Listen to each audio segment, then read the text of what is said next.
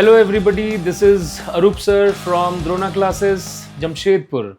We are here to celebrate our achiever who is my ex-student and he has cleared one of the most competitive exam of India, which is Merchant Navy.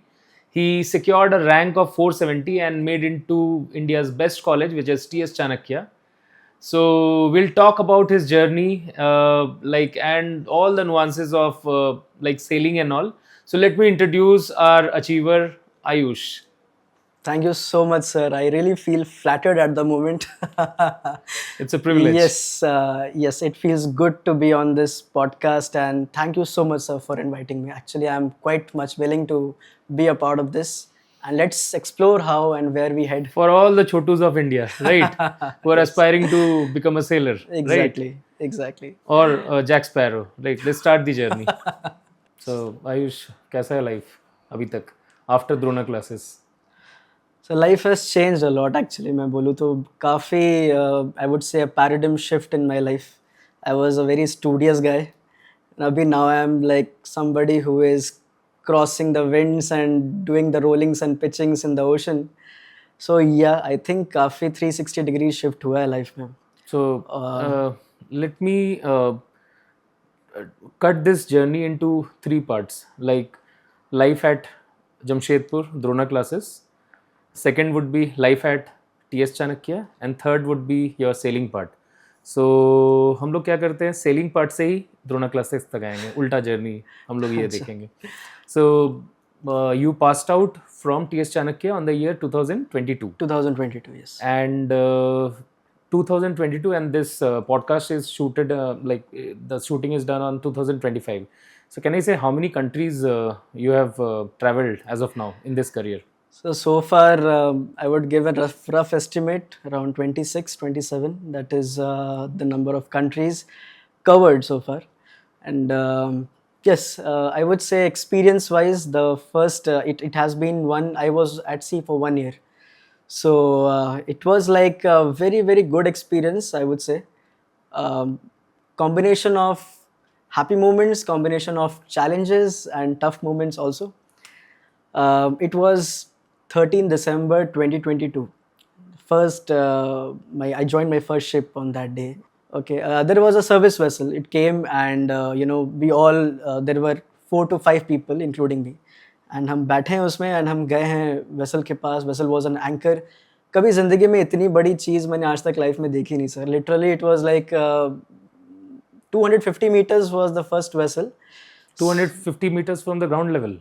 No, the lengthwise. The length we lengthwise. call it as LOA, Okay, length okay. overall.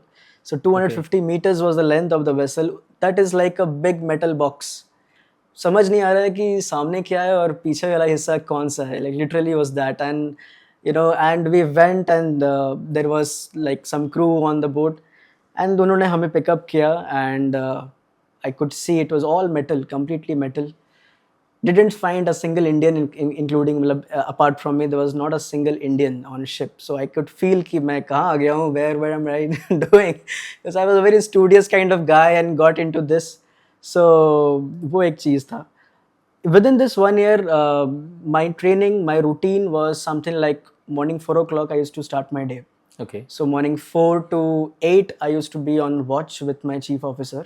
Okay. Then after 8, half an hour we used to get for break, like breakfast and all. From 8:30 to 12 o'clock we used to go on deck. वहाँ पे जो भी दिन का chipping painting काम हो गया, routine jobs हो गए, वो करने थे. 1 घंटा का ब्रेक मिलता था. 12 बजे से 1 बजे का लंच हमारा होता था. From 1 p.m. to 5 p.m. again on deck. Then come back at 5 p.m. Have my dinner at 6 o'clock in the evening. That is what people do usually when they are out at sea. फिर 6 बजे dinner किया, 6:30 बजे तक वापस bridge पे गया, 9 बजे तक वहाँ पे वॉच रखा एंड फिर when I used to come back to my room and थोड़ा बहुत कुछ काम हुआ तो वो पेंडिंग काम्स थे वो कंप्लीट किया and go off to sleep. That was how my day was. Okay. So Ayush, the first question, like मैं इसको ना एक इस तरह से फ्रेम कर रहा हूँ कि द फर्स्ट जब आप फर्स्ट टाइम सेलिंग के लिए जा रहे हो ठीक है, तो you said that you started from Singapore, Yes. right? And the entire route was Singapore. Okay, so my route was from Singapore. The vessel was on anchorage. उसके बाद फिर वहाँ से हम गए थे जबल Ali, that Okay. is Saudi Arabia. Saudi. And from there we went to I guess it was one port in Europe, which I think that was let it just keep it as port. I'm not able to recall And that. you were actually involved with I mean, what kind of ship you were taking to? मतलब what kind of Vessel. stuff है there? हाँ, vessel. was In my company, we only has this oil tankers. So अच्छा, we are dealing with cargoes, liquid cargoes. there. Okay. So can you please mention your company's name? Yeah, I'm in Tom Shipping. Okay, Tom Shipping is a company based on, That is in Denmark-based company. and you got placed through TS Chanakya only. Yes. So, like, let's come back to the TS Chanakya life, right? How many students were there in your batch, like in BSc Nautical Science? Which you pursued? 180 students. 180 80 students. students, yes. And how was life in TS Chanakya? So, can you tell me about the daily routine in TS Chanakya? Okay. Okay. So my day used to start at morning 5 o'clock in TS Chanakya. Okay. Morning 5 o'clock we used to wake up, and by 5:30 go for a PT or go for swimming and whatnot. By 6 o'clock we used to wind up. Then 6 o'clock we came back, did our morning ablutions, finished everything. By 7:30 sharp we have to be there for breakfast. 7:30 to 8 breakfast. From 8:30 to 12 o'clock we had our scholastic hours. So from 12 o'clock till 1 o'clock break for 1 hour for lunch, then followed by 1 p.m. to 5 p.m. again our scholastic hours. After that we used to head for our parade. Every day we used to go for parade, 5:30 to 6 o'clock parade. Then again 7:30 dinner. करते करते 8 बजे तक वापस room चलो, पे. अब इसमें मैं पहला स्टार्ट कर रहा हूँ कि टीएस चाणक्य जब आप पहला दिन गए थे, ठीक है, हाँ सर. तो it was a very new life. You were getting friends from different parts of the country, right? Yes. So can you talk about the gender ratio in TS Chanakya, like girls and boys? Okay, based on the current ratio, current status, अभी तो काफ़ी चीज़ें improve हो गई है, काफ़ी बढ़ गए होंगे. मेरे टाइम पे आई जॉइन इन 2019. तो उस टाइम पे in my batch I only had 3 girls. So Okay, so that time also girls were a part of the merchant navy journey, which Yes. eventually now has grown to a bigger ratio, yes. right? Okay. So ragging waging हुई थी यार TS Chanakya में, तो क्या हुआ, थोड़ा वो सब भी बता दो. रैगिंग तो we don't call it ragging actually. They don't want to prove it or put it as punitive punishment. वो हमारा एक पार्ट ऑफ ट्रेनिंग ही होता है. Okay. सो ऐसा होता था कि लेट्स से कोई हमारी अटेंडेंस होती थी, दिन में 3 बार अटेंडेंस होती थी. सुबह Okay. में 2 during the scholastic our and also after the before the dinner. तो if any guy has is missing from the batch, तो everybody used to get punishments उसके लिए. मिसिंग मतलब वो कहाँ जाता था? Sir, let's say he has वो सो गया like something, अच्छा, he तो उसके just लिए went to सबको- room and he slept or something. तो वहाँ पे it will be like कि if one guy is missing तो सारे batch को, because that is how they put this in our mind कि कल को ship में भी एक इंसान की गलती से पूरा जहाज भी डेंजर पे आ सकता है. Okay. Because it's a chain reaction. So हमें उस टाइम पे हमारे सीनियर्स ही थे जिन्होंने हमें पनिशमेंट्स दिए थे. And punishment used to be like, normal बोलूँ तो पेबल्स के ऊपर में पुशअप्स करा दिया, या फिर नी वॉक करा दिया, फ्रॉक जंप करा दिया, एंड पूरे कॉलेज का सर्कमफ्रेंस दौड़ा दिया, कॉलेज के सर्कमफ्रेंस फ्रॉक जंप करा दिया. तो it was to be like that. खाली रैगिंग ही करते थे कि सीनियर्स एग्जाम्स में भी हेल्प करते थे? ऐसा कहा जाता है वहाँ पे, and that is how the tradition was कि जो सीनियर सबसे ज़्यादा रैगिंग करेगा वही सीनियर आगे जाके सबसे ज़्यादा हेल्प भी करता है. अरे वाह. सो इट वाज लाइक कि this continued in my first year. This continued until let's say 6 महीने तक ये चीज़ चली. उसके बाद फिर दे फेल्ट कि हम अब we are, because in college we have third termers, second termers, first मतलब टर्मर्स. अब तुम लोग भी रैगिंग कर सकते हो juniors? Third termers are the kings and the queens. Second termers are like the prince and the princesses. Okay. And the first termers are way below animals. हाँ. That is how we are treated. Okay. And शुरुआत के 6 महीने तो ऐसे ही हुआ, but उसके बाद फिर चीज़ें improve हो गई. Then we were all normal फिर. Alright. हमें वहाँ पे चलना अलाउड नहीं था. जहाँ भी जाना है दौड़ के जाना है. खाना खाने के कैंपस बाद में? हाँ, लाइक अगर सीनियर ने आपको देख लिया तो you have to run and you have to go anywhere you want. आप स्कोलास्टिक जा रहे हो, लाइब्रेरी जा रहे हो, खाना खाने Okay. जा रहे हो.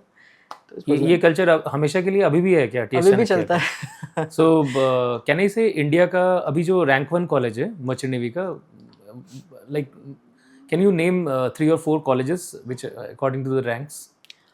गवर्नमेंट की बात करूँ, गवर्नमेंट कॉलेजेस की बात करूँ तो फिर TS Chanakya is one of Mumbai, which is your college. which is my TS Chanakya में तुम्हारे बैच में सबसे जो खराब रैंक था वो कितना था? जैसे तुम्हारा रैंक तो 470 था. What was the last rank जो एंट्री पॉइंट के लिए बीएससी नॉटिकल साइंस के लिए? बीएससी नॉटिकल साइंस के लिए इट वाज कि आप कैटेगरी वाइज हमारे रैंकिंग बेसिस पे हमें कॉलेज मिलती थी.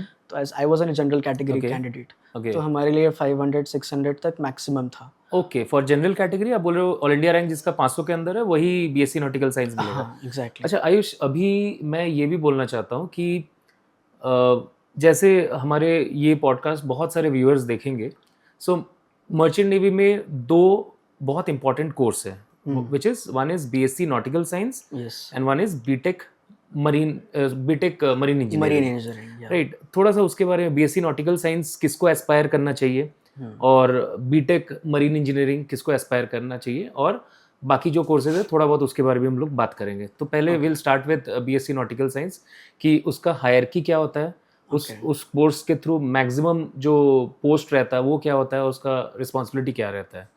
ठीक है. ओके सर, सो पहले तो I just tell about the organisation किस हिसाब से काम कर रहा है. हमारे शिप पे we have got 3 departments. Okay. One is the deck department, then engine department, and one is the galley department.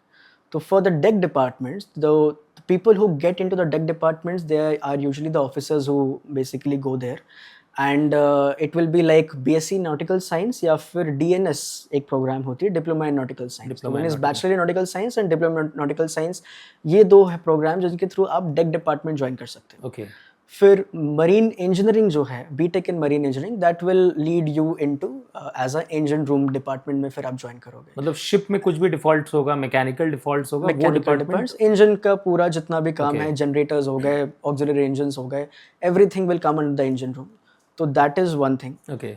Galley department के लिए यू नो वो होटल मैनेजमेंट के थ्रू होती है. ओ मतलब शिप में जितने भी लोग रहते हैं वो उनका जो खाना वगैरह है, वो department. We have the cook, we have steward and all that. उसके लिए फिर आपकी वो they have to get trained in that way. ठीक है. बाकी जहाँ तक सवाल है हायरार्की की, so let me tell you about the deck department. I belong to nautical science, right? Yes. Okay. So BSc nautical science के थ्रू आप डेक डिपार्टमेंट हमने ज्वाइन किया. फिर I am a part of that. So the hierarchy is like first you will join as a cadet और a trainee. Okay. So you will have to do training for let's say 12 months if you have done BSc Nautical Science, and you will be required to do training for 18 months if you have done DNS. Okay. That is Diploma in Nautical Science. So you will do your cadetship for 1 year or 1.5 years. Okay. Then you have to appear for examinations, and after that the promotion is like 3rd officer, and then you will be sailing for a couple of years, and then you'll become 2nd officer, chief officer, and captain. So captain is the overall in charge of the vessel. You know, everything will come under him. थोड़ा सा captain के बारे में बताओ, उसका life क्या है, उसका वर्क प्रेशर क्या है, कैप्टन का लाइफ कैसा होता है, अगर मतलब that is something that you will be achieving after few years, but based on your experiences and all, जो भी कैप्टन्स आपके साथ सेलिंग में रहे हैं, हाँ सर, थोड़ा सा उनका लाइफ के बारे में बताओ. यू कैन टॉक अबाउट एक lump sum approximate salary also which captain can earn, right? Yes. और responsibilities क्या रहती है उसका? This is actually the most curious kind of question जो ज़्यादातर लोग पूछते हैं. And captain's life is I would say is a mixture of emotions, I would say, because काम का pressure है, but साथ ही साथ you know, you have that command on the vessel. You know, you are the head. There is nobody at sea who is greater than you. If you will say anything, that is the final wording, and nobody can overrule it. So as a captain, you have got a lot of responsibility, and I came across some amazing captains जिनके साथ मैंने काम किया है within my training periods, and they really taught me a lot of things. पहली चीज़ जो मैंने उनके थ्रू सीखा था कि कोई भी काम छोटा या बड़ा नहीं होता. Literally a guy who is mopping the floor or a guy who is washing a utensil, I have seen him literally, a guy who is in such a high position. जब ज़रूरत पड़ती है तो वो भी आते हैं डेक पे बॉयलर सूट पहन करके हमारा हाथ बटाने के लिए. ओके. तो that is how it is. तो लीडरशिप क्वालिटीज़ एक दिखता है काफ़ी अच्छे से. And based on the pay scale, like for a captain, this differs from vessel to vessel. Okay. Like if you and general बोलूँ तो जहाँ पे ज़्यादा रिस्क है वहाँ पे पे ज़्यादा है.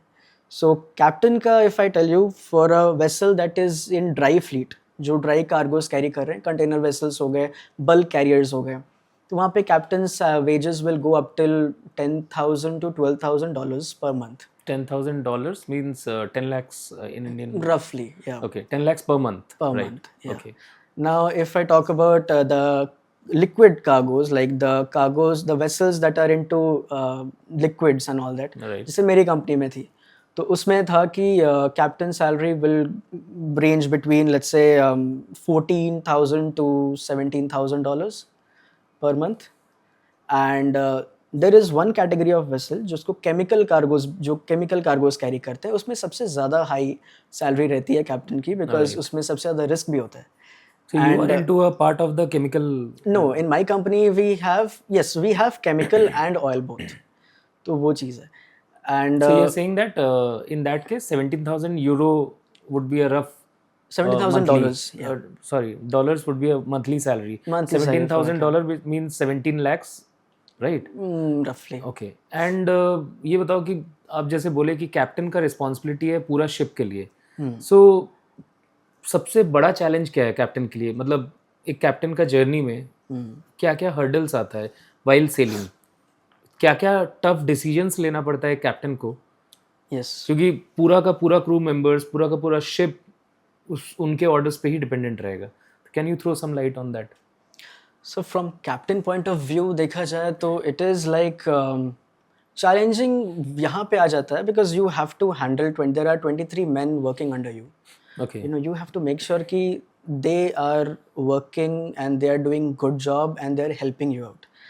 दूसरी चीज़ क्या है, कुछ भी प्रॉब्लम्स होते हैं, किसी भी तरीके का problem, like say for example there is an inspection going on and you know some deficiencies found, let's say कोई लाइफ सेविंग अप्लायंस में कोई प्रॉब्लम हो गया, Okay. या जहाज के नॉर्मल रूटीन मेंटेनेंस जॉब्स में कोई प्रॉब्लम्स हो गए, एंड प्रॉब्लम इस कदर हो गया कि you know the vessel will be detained और there will be some protests, you know, तो वहाँ पे क्या है कि nobody is going to ask any officer or nobody is going to ask any engineer कि क्या हुआ है. Captains will be the first guy जिनसे पूछा जाएगा कि क्या प्रॉब्लम है, क्यों ये प्रॉब्लम है, and how they are going to resolve it.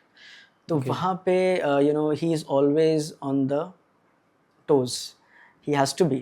There is no other option for him. कभी ऐसा हुआ है कि मतलब जैसे ये तो एक नॉर्मल सा क्वेश्चन पूछ रहा हूँ कि कभी बहुत ज़्यादा हाई वेव्स आ रहा है और सिचुएशन बहुत चैलेंजिंग हो गया है, मतलब शिप का जो रोलिंग वो बहुत फास्ट हो गया है, Yes. तो उस तरह का सिचुएशन में कैप्टन का रोल क्या रहता है? सर एज अ कैप्टन अगर हम देखेंगे तो बेसिकली हम इमरजेंसी के केस में क्या है, captain will be on the bridge, जिसको हम like he bridge is the area जहाँ से नेविगेशन सारे कंट्रोल्स वहाँ पे होते हैं. तो he will take charge there and it is his responsibility and the officer will assist him कि वेसल को इमरजेंसी के टाइम पे we have got emergency checklists, हमारा कंटिजेंसी प्लान्स होता है जिसके अकॉर्डिंगली हमें एक्ट करना होता है उस टाइम पे, चाहे कहीं ऑयल स्पिल हो गया, कहीं फायर ब्रेकआउट हो गया, कहीं पे कोलिजन हो गया, कहीं पे ग्राउंडिंग हो गई शिप की, तो वो सारी चीज़ें we have got a particular checklist. As a captain अगर रफ वेदर एक्सपीरियंस हुआ है तो आप ये सोचोगे कि how you have to get out of that. Now let's say for example this is a vessel and यहाँ से विंड्स आ रहे हैं, तो अगर वेसल इस तरीके से है, विंड्स इधर आ रहे हैं, सरफेस एरिया ज़्यादा है, तो जैसे ज़्यादा रोलिंग होगी. As a navigation point of view से आप सोचोगे कि आपको वेसल को इस तरीके से पोजीशन करना है कि वेव्स से ज़्यादा इम्पैक्ट ना पड़े and you cut through the waves. ये वेव्स कितना बड़ा होता होगा रियल टाइम में?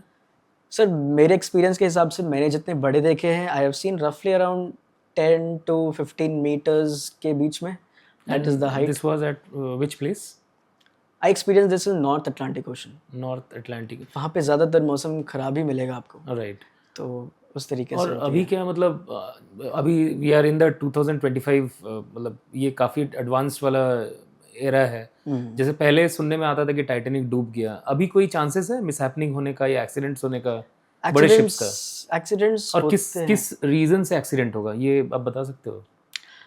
सर एज पर जो डेटा अभी तक रिलीज़ हुई है, और हम हमेशा ये सब चीज़ों पे बात करते हैं when we are out at sea, कि जो भी हमारे एक्सीडेंट्स हो रहे हैं डेली बेसिस पे या कुछ भी, 80% वुड बी ह्यूमन एरर। अगर Okay. टाइटैनिक की बात भी किया जाए तो वहाँ पे भी ह्यूमन एरर ही था, क्योंकि the officer on the watch और whoever was there, तो उन्होंने पैसेज प्लान प्रॉपरली नहीं किया होगा या फिर प्रॉपर लुकआउट नहीं रखा होगा, जिस कारण के ऐसा एक सिचुएशन आ रहा है।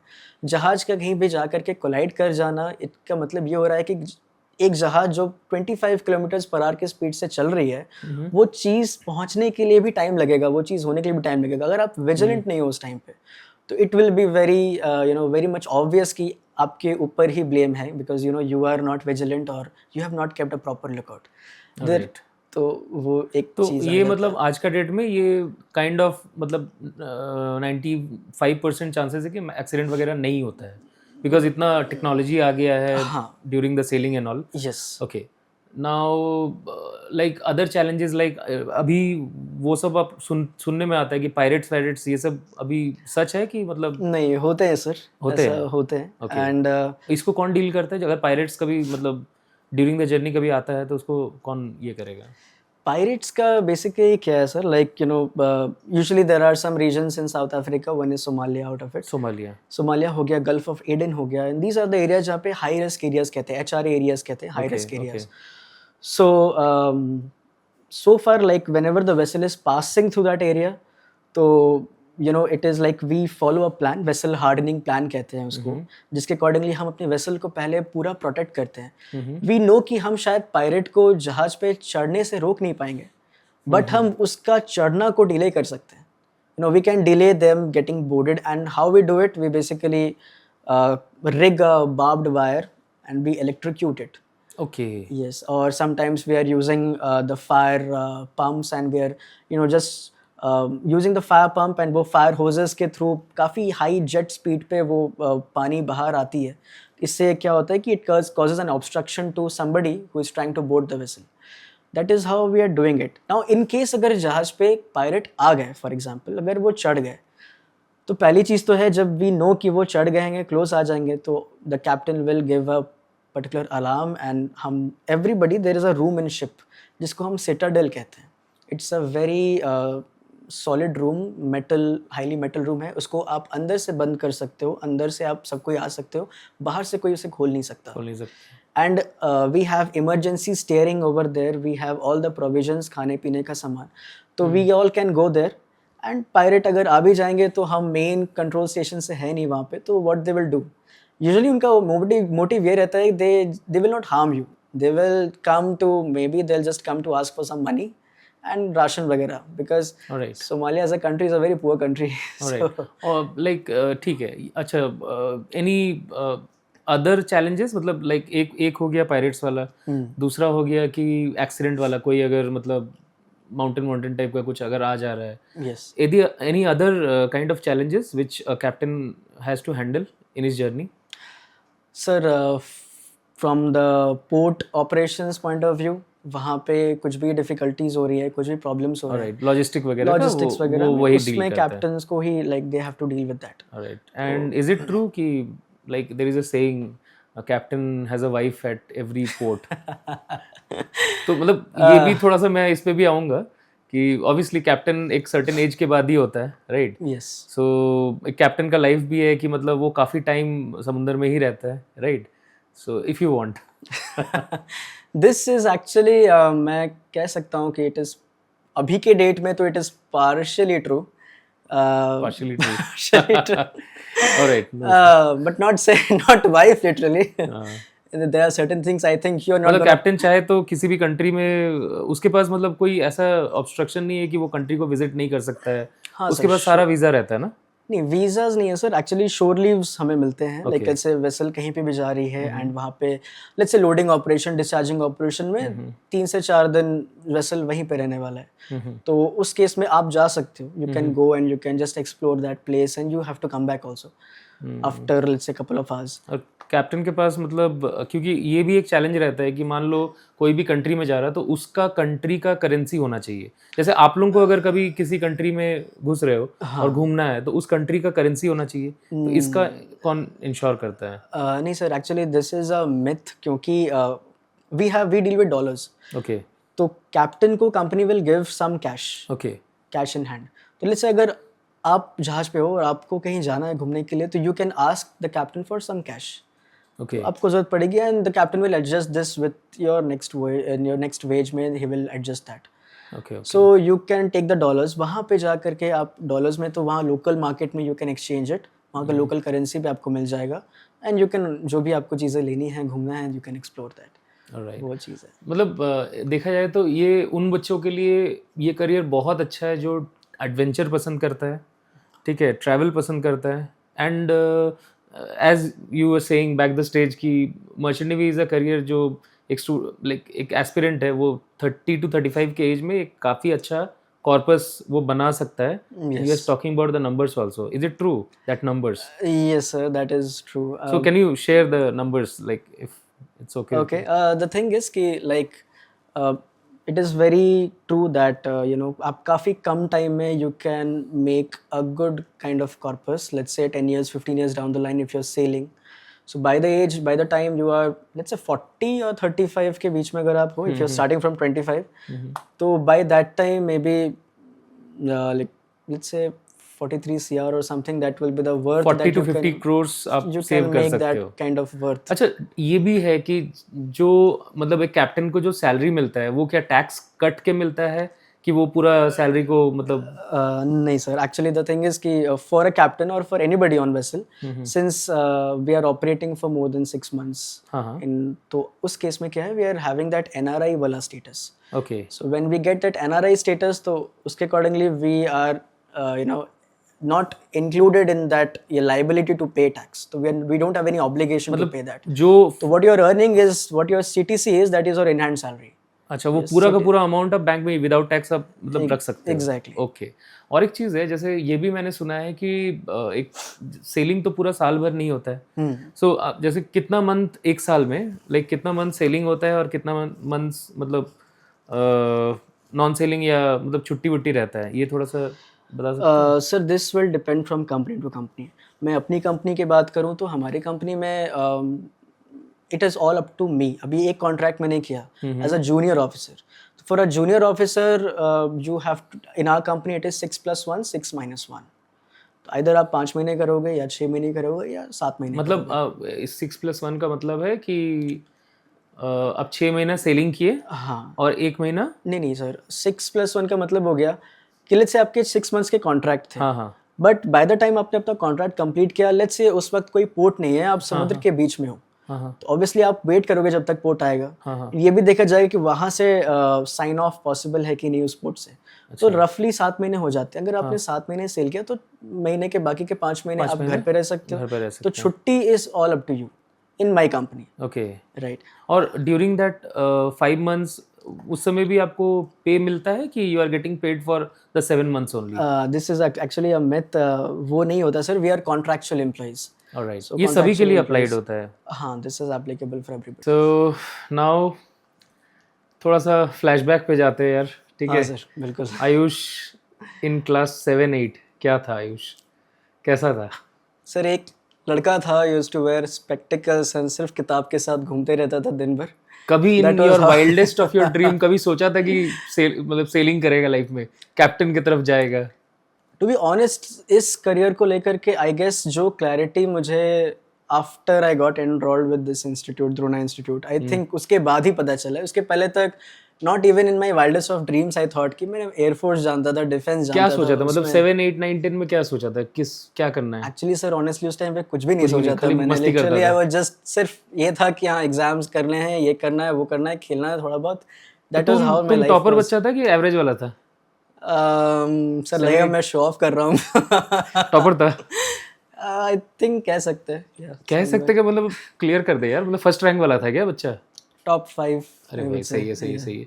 तो 10th के बाद तो चलो यू जॉइंड आवर इंस्टीट्यूट. मुझे याद है कि लाइक एक बहुत ही होमली सा इन्वायरमेंट हुआ करता था. हम लोग का क्लासरूम्स होता था, बच्चे लोग दुष्ट भी रहते थे. तुम लोग कुछ आते थे जो पढ़ते वाले थे, तो हम लोग का कुछ मतलब हम लोग भी एज अ टीचर कभी सोच नहीं पा रहे थे कि मतलब जाएगा कहाँ, राइट? Exactly. सो मुझे याद है कि at that period of time you got enrolled into our IIT training programme. Yes. And तुम अच्छा कर भी रहे थे and there were many other students also. और इवेंचुअली क्या हो रहा था, जब हम लोग लास्ट के तरफ जा रहे थे, राइट, तो उस समय एक कन्फ्यूजन तुम्हारे में अंदर बहुत ज़्यादा मतलब क्रिएट हुआ था कि अब कुछ नहीं होगा। एंड तब तक हम लोग मर्चेंट नेवी के बारे में मतलब उतना ज़्यादा श्योर नहीं हुए थे। Yes so can you throw some light उस जर्नी को थोड़ा एक्सप्लेन कर कि क्या चल रहा था एंड कैसे हुआ वो?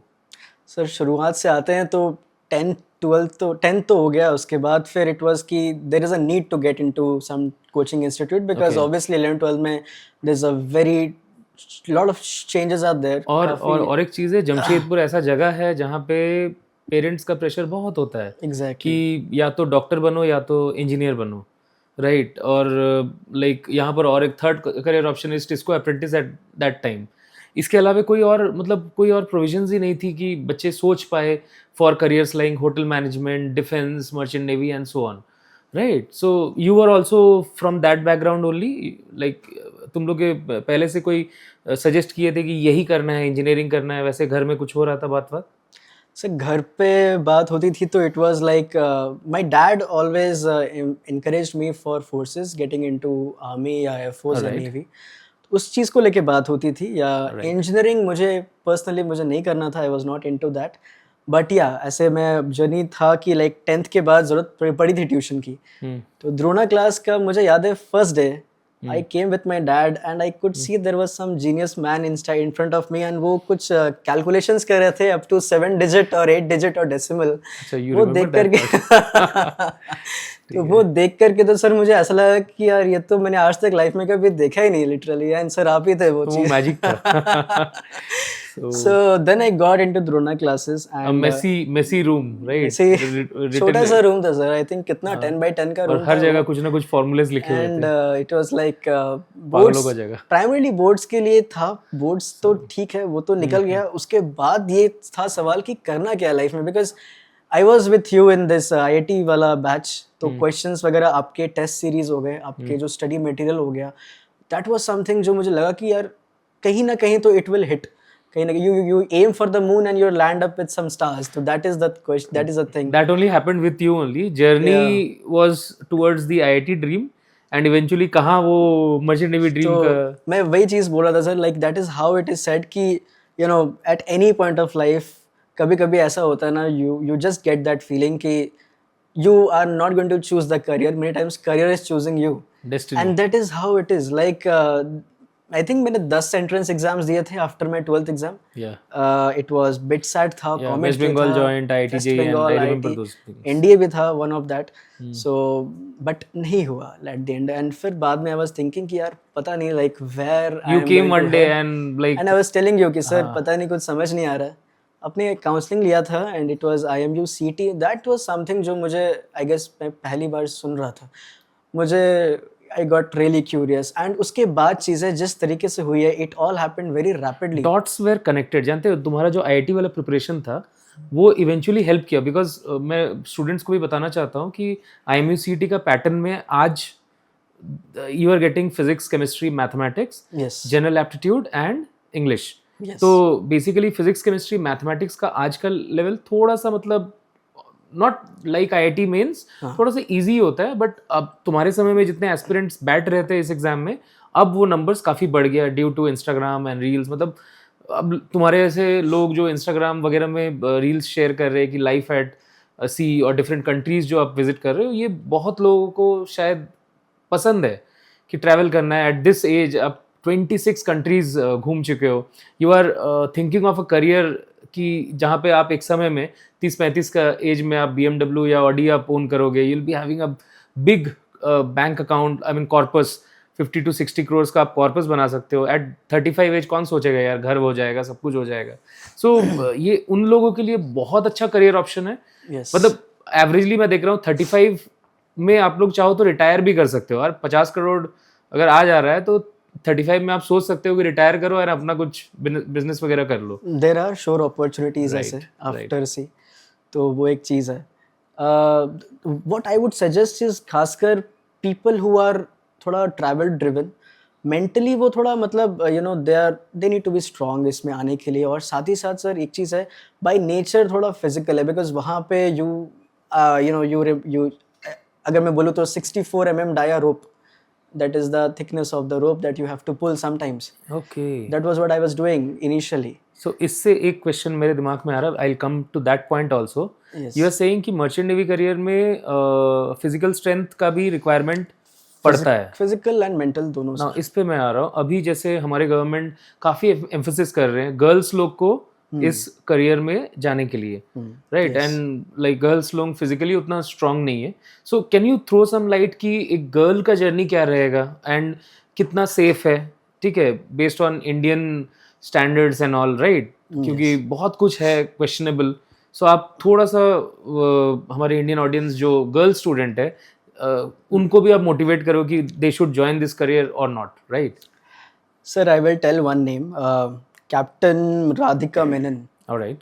First Indian lady to be the captain of a vessel Okay. in Merchant Navy. So all the girls can draw the inspiration from her. उनकी life की journey has really been inspiring, sir. मतलब you cannot imagine to be in a place जहाँ की ज़्यादातर domination males के through हो रही है. Alright. तो वो एक चीज़ है. Physical की जहाँ तक बात है, during the period of your training, when you are at sea, when you are at your college, उस टाइम फ्रेम में ही वो आपकी ट्रेनिंग होगी. उस तरीके से आपको सिखाया जाएगा, आपको उस तरीके से बना दिया जाएगा कि चलो you are ready for taking up that kind of challenges. And जहाँ तक मैंने देखा है सर, ऑनेस्टली बता रहा हूँ, like in my college I met one girl and she her brother was in NDA. तो उसने National Defense Academy. recently he got commissioned. And I was in college, 2019 की बात है, I was talking to her and she said कि her brother got martyred last year in some kind of problem, and it was that reason why she joined this. Because she wants to serve the nation in any way possible. Like somebody is getting into this service, this is a commercial venture, but imagine a kind of profession in which 95% of the economy is dependent. अभी हम cargoes deal कर रहे हैं, capacity जिस हिसाब से हम carry कर रहे हैं, we can alter the economy of any country. सही बात है. तो वहाँ पे आने के लिए girls are, I would say अभी government is really emphasising on that. There are companies, there is Musk. In my company also, Tom Shipping, we have got a lot of female officers and they are doing really great. Training point of view से भी जाना तो पड़ेगा, काम तो करना पड़ेगा, but I think अगर आप मेंटली अपने आप को प्रिपेयर कर ले रहे हो तो फिजिकली वो चीज़ आप कर लोगे, बिकॉज आपकी मेंटल स्ट्रेंथ वहाँ पे ज़्यादा टेस्ट होगी. लिटरली आपको एक पॉइंट के लिए. या गर्ल्स को what do you suggest, BSc nautical science और BTech मरीन इंजीनियरिंग, कौन सा ज़्यादा, कि दोनों वो जा सकते हैं? सर वो अलग डिपार्टमेंट्स है शिप के, तो बी डेक और इंजन, तो उनको जिसमें भी इंटरेस्ट है, इंजीनियरिंग में इंटरेस्ट है, दे कैन डू दैट. अच्छा, इज इट ट्रू कि जो मरीन इंजीनियरिंग कर रहे हैं एंड उनका रोल तो वो शिप का मेंटेनेंस वगैरह रहेगा, इंजन, हाँ, इंजन रिलेटेड. तो आप जैसे बोले कि जैसे कैप्टन एक हायर पोस्ट है, तो through marine engineering the highest post is that is chief engineer. और दोनों का लेवल क्या होता है, कैप्टन और चीफ इंजीनियर दोनों का सैलरी वगैरह सेम रहता है? सैलरी तो सेम रहेगा, बट इफ आई से ऑर्गेनाइजेशन वाइज तो captain would be the head. अच्छा. तो डेक डिपार्टमेंट का जो हेड होता है वो चीफ ऑफिसर होता है. इंजन डिपार्टमेंट का हेड होता है chief engineer, but captain is the overall head. तो वो चीज़ है. और इज इट ट्रू कि कभी ऐसा, मतलब ये दो बहुत इंपॉर्टेंट क्वेश्चन है जो मेरे दिमाग में चल रहा है. व्हाट इफ अगर एक कैंडिडेट है वो बोर हो गया, राइट, कि मेरे को और सेलिंग नहीं करना है, राइट, तो चीफ इंजीनियर, मतलब वो वापस आने के बाद क्या क्या चीज़ में अपने आप को फिट कर सकता है? जैसे मैंने सुना है कि chief engineer is equivalent to a mechanical engineer और civil engineer, he can apply for those jobs. Is it true? Sir, civil engineer, I think that is something which needs to be corrected, because for any guy like who has already been at sea for a couple of years, there is a lot of options, plethora of options in front of him. The first is कि they can get into a shore job, like they can join the office. अभी से मेरी company है, तो let's say कल को if I am done with, let's say I get a master license, I can come back to Mumbai and I can join as some particular position in that company. Second thing is that you can join as an instructor or as a professor in some marine training institute. All right. you can join that. So in that also you are getting very good paid. Yes. Right. Then I have a personal experience of talking with many captains. So I know the figures that they are earning after they have stopped sailing, right? yes, So okay. So they will become superintendent बन Right. सकते हैं या फिर they can get खैर यार इतना पैसा बना लोगे, मत करो काम, ठीक है, बाकी सबको अपॉर्चुनिटी दो. अच्छा, और एक चीज़ है, जैसे कभी एक नेगेटिव क्वेश्चन ही पूछ रहा हूँ, कभी ऐसा पॉइंट आया है कि जब वो सब रोलिंग वोलिंग देखते हो लगता है कि I will not make back to my home, ऐसा कुछ मैंने होता है? एक पॉइंट के पहले, हाँ एक पॉइंट पे फील हुआ था ऐसा. दैट वाज आई थिंक 1-2 साल पहले की बात है. तो we were caught up in some storm that was in North Atlantic Ocean. And sir आप इमेजिन करो एक वेसल जिसकी हाइट कम से कम 50 मीटर है, अगर उसके ऊपर एक 10 या 15 मीटर ऊंची लहर का जब इम्पैक्ट पड़ता है तो वो जो रोलिंग होती है ना, that is deadly. And I would say 30 degrees rolling, जहाँ पे 30 degrees 30 degrees rolling. Okay. 30 degrees rolling is like I came to my room and I saw कि सब चीज़ें टूट गई हैं, ये सारी चीज़ें जो भी पड़ी रहती है एवरीथिंग हैज़ गॉन. बहुत ज़्यादा चीज़ें लाइक स्टॉर्म जो होता है, I think the wind is around 140 kilometres per hour. You अच्छा. कैन नॉट गो आउट उस टाइम पे. And there are waves who are just coming on the deck. तो उस टाइम पे वेसल खासकर बहुत ही ज़्यादा मतलब you know you are caught up in a very bad storm. और ये कितना दिन तक रहता है ये स्टॉर्म वाला जो इफेक्ट है? डिपेंड सर, लाइक आप अगर बिल्कुल you are heading to the eye of the storm तो वहाँ पे फिर तो काफ़ी टाइम तक you will be struggling with कि आप बाहर कैसे निकल रहे हो. बट ये मैक्सिमम क्या मतलब कुछ आवर्स रहता है कि एक सम आवर्स या ओके. और मतलब ये भी एक क्वेश्चन था कि ड्यूरिंग यूर सेलिंग ये क्या हमेशा ये शिप तो मूव कर रहा होगा, तो while you are normally like in a port और समथिंग लाइक दैट, तो आपको वो फील लगता है कि डिजीनेस लगता है कि आप हिल रहे हो? और this happened with me I guess. That was in 2023 जून के टाइम पे. ओके. मैं ऑलरेडी शिप पे 150 days I was there at sea. So I was not used to land actually. तो when I first time when I got on land तो एक temporary momentarily feeling थी वो चीज़ कि it was difficult to process. Your mind and your leg का coordination was something थोड़ा सा lose हो रहा था. But it was okay. I think धीरे धीरे ये चीज़ होती है शुरुआत में, but you get used to it. People who are already into this service they can relate with me. अच्छा, और एक चीज़ है, जैसे एज यू सेड कि कैप्टन तो राजा है, राइट? कैप्टन जो ऑर्डर करेगा, उसको चिकन बिरयानी खाना है तो वो कहीं भी किसी भी कंट्री में वो मिल जाएगा. Is it true? Drinks winks कुछ भी सर्व हो जाता है किसी भी जगह में? किसी भी जगह इन द सेंस कि अभी हम शिप पे हैं तो हम शिप का ही खाना खा रहे हैं. और लाइक लेट्स से अगर कभी वैसा मन किया कि you know they want to captain wants to throw a party and something, तो we have a local agent in that particular area sport का, तो वी कैन आस्क देम, तो यू कैन थोड़ा बहुत वो अरेंज करा सकते हैं हमारे लिए. ये मतलब I was in China for 1 month. So वहाँ पे भी there are lot of stories in China that I would tell you बाद में. इट वाज लाइक कि we used to have party almost हर हफ्ते हमारी पार्टी होती थी. तो we used to call KFC से कुछ मंगा लिया, समथिंग लाइक दैट. अच्छा, वहाँ भी KFC से मंगवाते थे? So it was like that. तो हो जाता था.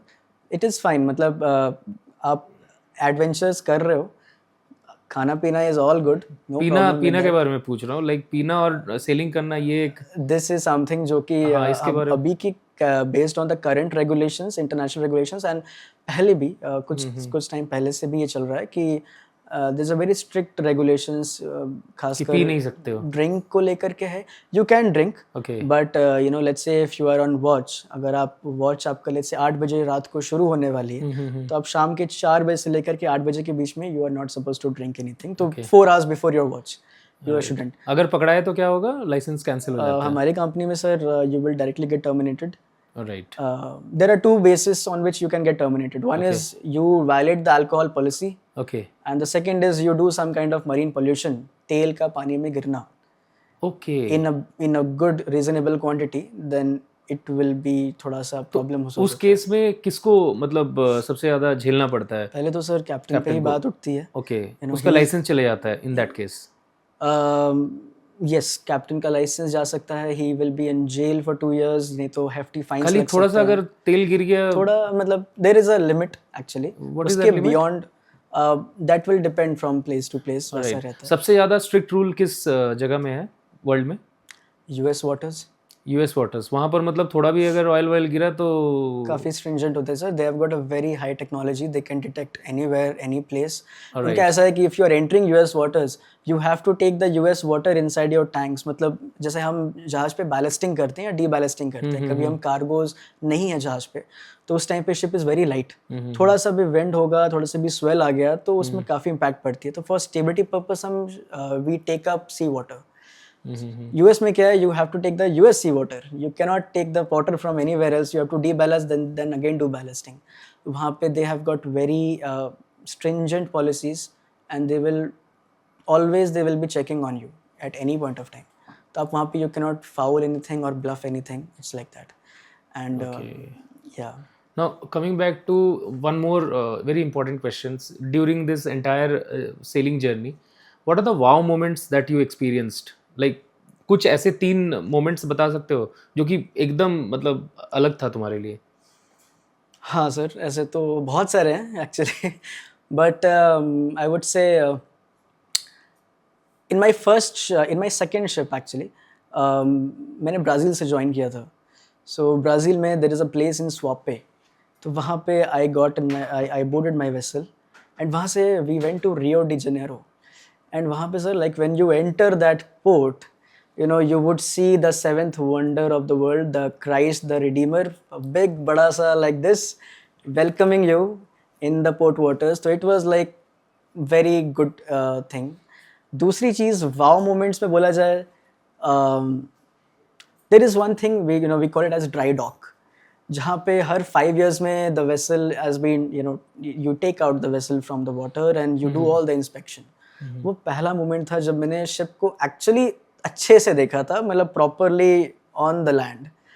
तो वो height and everything, how massive it is, तो that is one thing.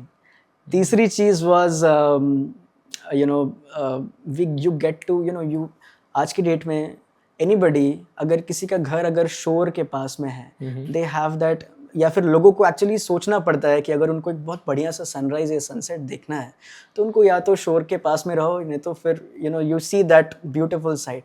We get to see that sight twice a day, सुबह का सनराइज एंड शाम का sunset, and it's a very beautiful sight actually. तो वो एक तीसरी चीज़ है जो हम हर दिन हमें देखने को मिल जाता है. I have seen Siberian cranes passing ऊपर से. I have seen submarines coming out of the water. Submarines? Wow. Yeah, that is how they do. I guess it was in Mediterranean Sea, and I could see the submarine coming out of the water and हमारे नीचे से पार हो रहा है. तो वो एक चीज़ है. What are the sea creatures that you have visualized in the journey? Mediterranean Sea में I came across lot of whales. Sharks तो बहुत ऐसे मिल जाते हैं, आपका इंडियन ओशन में भी दिखे थे. Near Sri Lanka and places in north east I could see lot of dolphins. तो वो है. Wow. तो इट इज लाइक दैट. समुद्र का and I can see dolphins are racing across the ship. मतलब दे आर जस्ट बगल में रेस कर रहे हैं हमारे साथ, 3-4 फैमिली पूरा साथ में. So that is one thing. समुद्र का भी कलर अलग अलग होता है यार हर जगह. हाँ sir, that will depend on the depth. Mediterranean sea में आपको प्योर ब्लू कलर दिखेगा. That would depend on the depth you are saying. Yes. मतलब ये कैसे तय करेंगे कि कलर से, मतलब कौन जिस जगह सबसे ज्यादा डेप्थ है उस जगह कलर क्या होगा? वहाँ पे कलर आपको डार्क ब्लू दिखेगा पानी का. Dark blue. यस. और ब्लैक कहीं दिखता है? ब्लैक नहीं, मतलब वही डार्क ब्लू होता है. नहीं तो if you will go to Swiss, हमने स्विस कनाल ट्रांजिट किया है. ओके. स्विस कनाल में the depth is very less, 25 meters depth है वहाँ पे. एंड जो सबसे ज्यादा डेप्थ वाला जगह बोल रहे हो उसका कितना होता है? अभी तक मैंने सबसे ज़्यादा डेप्थ जो एक्सपीरियंस किया है that was 4 kilometres. 4 kilometres? Yes. वो किस जगह में आप एक्सपीरियंस? वो मैंने नॉर्थ अटलांटिक ओशन में देखा है. और वो डेप्थ कैसे पता चला कि उस जगह को उतना है? We have equipments on the ship. ओहो. So that will give you that they throw that echoes every time and they'll give you the data. या फिर चार्ट्स जो होते हैं बेसिकली, तो चार्ट्स के थ्रू भी आपको, सर्वे के through you'll get to know कि हाँ यहाँ का डेप्थ ऐसा है. ऑलराइट. एंड ये पता चलता कैसे, जैसे हम लोग का एक और क्वेश्चन है, इंडिया में रहेंगे तो कहीं भी हम लोग का लाइक फ़ोन कनेक्टिविटी रहता है. यस. तो ये जब आप सेलिंग करते हो तो आप घर में कॉल वॉल कैसे करते हो? Sir we in our company they have given this particular facility. हमें 1 मंथ का ऐसे जीबी मिलता है या 1 वीक का हमें जीबी मिलता है, like from company to company. कोई 1 मंथ का देती है, हमारे में 1 वीक का रहता है। तो in 1 week we get around 2.5 GB, so Okay. For 1 week. Okay. So उसमें फिर आपको, हमें तो उतना टाइम मिलता नहीं और है ये घर मतलब के कहीं बाद। भी वो किसी भी जगह में नेटवर्क अच्छा पकड़ता है, मतलब in the sea also? We do this through satellite, okay. So this is satellite communication मतलब काइंड ऑफ स्टारलिंक थिंग। वाला चक्कर है। यस, स्टारलिंक वाला ये चीज़ है। तो now you are using Starlink only? Yes, we are using that. तो वाओ, 1 GB थैंक्स टू का एलॉन मस्क, राइट? तो ठीक है। 1 GB का डेटा का फैसिलिटी मिल गया है हमें। तो अब एंड बात बात करने का कोई फास्ट दिक्कत नहीं है? वीडियो कॉल्स आराम से, कॉल्स मतलब वगैरह बीवी आराम भी से। खुश और गर्लफ्रेंड भी खुश, नहीं? बात जब मन करा कर लिया, नहीं? तो यस पहले जब एलॉन मस्क स्टारलिंक नहीं लाया तो उसके पहले वाला सीन क्या था? सर, पहले वही होता था, लाइक उस टाइम पे communication was a big thing. People उसीलिए यूज्ड टू राइट ब्रेकअप्स हो जा रहा लेटर्स था। In the past. There is lot of transition पहले के सेलर्स और अभी के सेलर्स में। We are the modern sailors. Okay. तो काफ़ी मॉडर्नाइजेशन हो गई है, काफ़ी सारे इक्विपमेंट्स आ गए हैं शिप पे, and we have got lot of facilities जो पहले नहीं थे। उनके टाइम पे उनमें प्रॉपर्ली लेटर्स लिखना पड़ता था, and by the time the letter is reaching you, आप कहीं और चले गए हो, you know, because you are on ship. इसीलिए हम तो मैंने सुना है कि कोई कोई स्टेट में तो मर्चेंट नेवी वाले दूल्हा को एकदम मतलब ऐसा है क्या कुछ? आई थिंक, सुना था ऐसा। yeah, there is a mentality like that. People usually get that thought ki, somebody who is not not is going to be with you for this particular time of period. तो वहाँ पे it is very important you find a person who is going to understand this thing, and you prepare yourself accordingly उसके हिसाब से emergency के time पे तो and all is there a that. Provision that you can take your wife in the journey? वो भी अभी है क्या? There are few companies हाँ, हाँ। जहाँ पे ये provision senior officers को दी जाती है। अच्छा, सीनियर ऑफिसर्स Senior को। officers सीनियर को दी ऑफिसर जाती है। मतलब first officer? Captain and chief officer and chief engineer, okay. या फिर सेकंड इंजीनियर, सेकंड इंजीनियर को भी ये फैसिलिटी मिलता है कि वो उनको अपना मिल जाता है। फैमिली को लेके जा सकता yes, they can take your family. Vacations है तो उसमें क्या है कि यू डू 1 वॉयज, तो आपकी फैमिली आपके साथ रहेगी, या 2 वॉयजेस तक, एंड देन दे विल डिसएम्बार्क। वो चीज़ है। अभी के डेट में now the company is more into cost cutting, so they will, थोड़ा बहुत रिस्ट्रिक्शंस है। है? चलो एक रैपिड फायर राउंड खेलते हैं, right? How much does a captain earn? That is very curious question, I would से। हाँ, बहुत ही ज़्यादा लोगों ने पूछा है ये सवाल। I think sir, from it depends from vessel to vessel.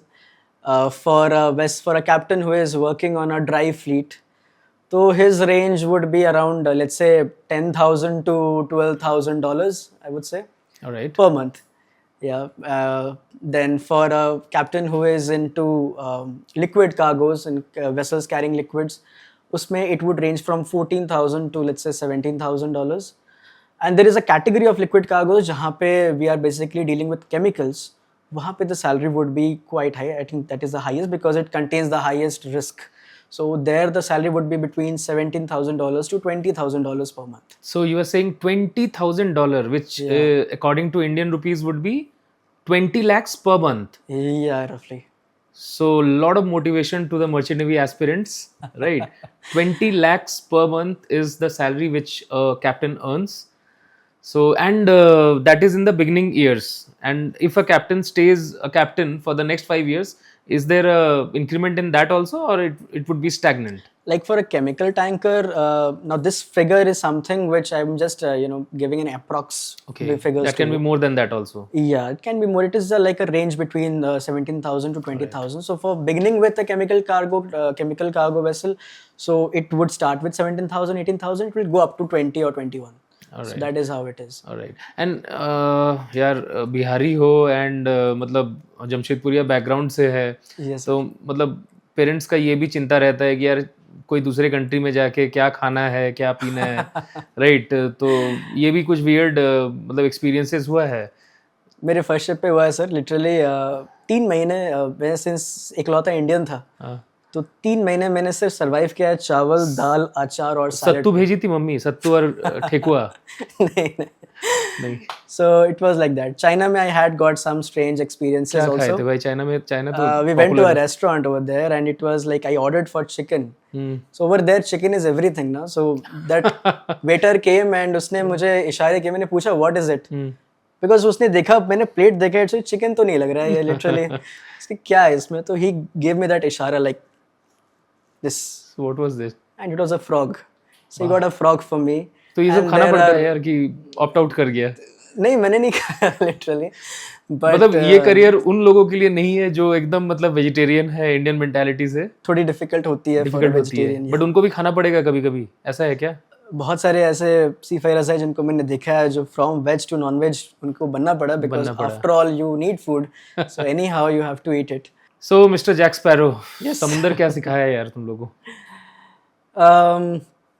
काफ़ी सारी चीज़ें तो I have learned from the sea sir. First thing that I learned was, as I mentioned before, कि कोई भी काम छोटा या बड़ा नहीं होता. एंड यू नो, ये कौन सा मूवी का डायलॉग था? रईस Raisa, पिक्चर का ना? yes. Because that is how we are being prepared for, like, you know, I have seen times जहाँ पे I have cleaned the bilges of the sea, of the vessel, या फिर you know, it is about mopping the alleyway or cleaning the toilets or something. That was very normal, that was standard thing that I was doing. And इसके through मुझे ये समझ में आया कि in And earning in dollars. in our country, literally, you know, we have this mentality कि somebody who is working in a gas station or somebody who is washing utensils or something, तो we don't look them up to them कि उतना खास respect. But जब आप वो काम करते हो ना, तो you get कि क्या होता होगा या क्या चीज़ है, what it takes to do it, and you earn, you see things from grassroots level, and you are able to have that, gain that respect towards those people जब आप खुद से हाथ से कर रहे हो. Second thing that C has taught me is it makes you humble. C actually makes you humble because you know, in our country, or I see a lot of people around, they have got this ego problems. You know, I am this big or I'm that big. I think we are at sea and we are just at the mercy of the sea. Kalko, when the nature is going to turn the tables against you and you just can't do anything, we are just a point object. मैंने देखे हैं कि जब हालत ख़राब होती है, and when you see that, आपका सारा ego and everything will go down, and you'll see कि how कितने छोटे हो आप, you're just a small point in the universe. So that is something that life and sea has you know, taught me. It has humbled me a lot to this extent. I think people with me can actually relate to this. Third thing that it has taught me is, you know, you will always have bad days and good days in your life.